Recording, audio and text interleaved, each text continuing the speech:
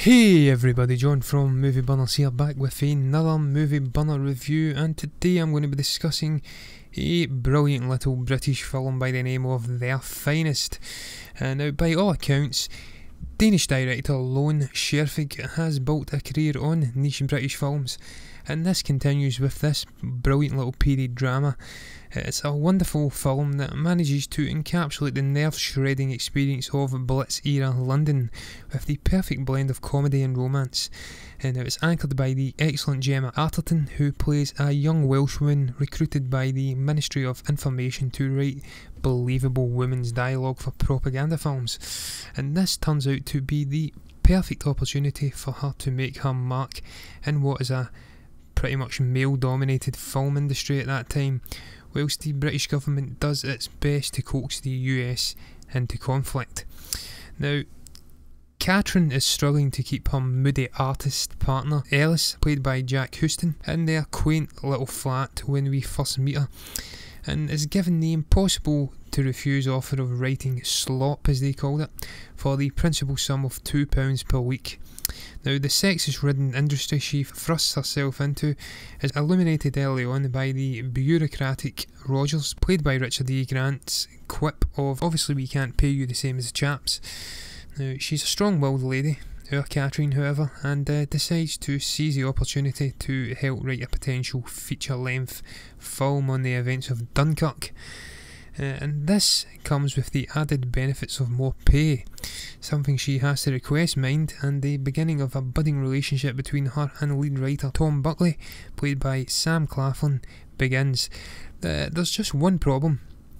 The twin Starling sisters from Southend, who the film's events are largely based upon, didn't actually go to Dunkirk. Encountering a mechanical problem just 5 miles off the coast of England, they were towed back by a tugboat full of troopers, and ashamed of the truth, they're really forced to go along with their tale of heroism. This of course doesn't change a great deal for Katrin, or even the other two writers, blissfully unaware of this minor oversight, mind, as they seek to embellish the truth with some additional details and plot points to make it more interesting to British viewers, whilst a trip to Whitehall to see the Secretary of War, played in a short cameo by Jeremy Irons, forces them to include a hatless US-Danish soldier to humorous effects during the film's production. Now, the best addition to the now embellished story comes with the Uncle Frank character, played by the ageing, cynical actor Ambrose Hilliard, who's portrayed by Bill Nighy, and his interactions throughout this film are absolute gold, whilst his dialogue is perfectly delivered in the usual polite but deadpan manner, be it with his agent Sammy, played by Eddie Marsons, or his sister Sophie, played by Helen McCrory, and even Katrin herself. I do love Bill Nighy, but this has not blinkered me into seeing something that wasn't there, and he was a real standout in a film that had a very strong cast. Gemma Arterton was by far the strongest performer on show though, threatening to be outshone by several strong male performances in this film. She fought them off brilliantly, and perhaps by virtue of sheer screen time alone, she delivered an absolutely fantastic portrayal. Whilst Claflin too was pretty damn good as well, as the often surly but very likeable Buckley. As I mentioned earlier, Scherfig balanced many elements, including drama, comedy and romance. So too did she balance the harrowing effects of wartime Britain with the almost bittersweet opportunity afforded to her female protagonist. As London and the world as a whole suffered from the consequences of the war, she benefited directly from it, that is apart from her losing her flat to the Blitz.